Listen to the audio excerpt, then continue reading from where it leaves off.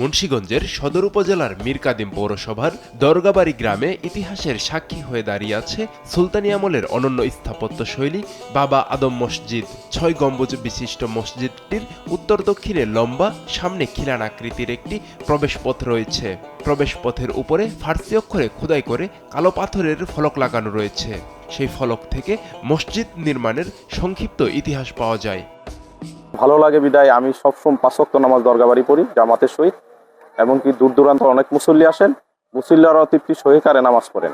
বাবা আদম মসজিদের নির্মাণ শৈলী দেখতে বছর জুড়ে দরগাবাড়িতে আসেন দেশ বিদেশের পর্যটক ও দর্শনার্থীরা। ইতিহাস থেকে জানা যায়, বাবা আদম মধ্যপ্রাচ্য থেকে ১১৭৩ সালে মুন্সিগঞ্জ জেলা সদরের রামপালে এসেছিলেন ইসলাম প্রচারের উদ্দেশ্যে। তখন ছিল সেন রাজাদের রাজত্ব। বিক্রমপুরের মহাপরাক্রমশালী রাজা বল্লাল সেনের সঙ্গে বাবা আদমের যুদ্ধ বাধে। ওই যুদ্ধে বাবা আদম মৃত্যুবরণ করেন। মারা যাওয়ার ৩ শতাব্দী পর ১৪৮৩ সালে মসজিদটি নির্মিত হয়। সুলতান জালালউদ্দিন ফতেহ শাহের শাসনামলে মালিক কাফুর মসজিদটি নির্মাণ করেন এবং মসজিদের নাম রাখা হয় বাবা আদম মসজিদ।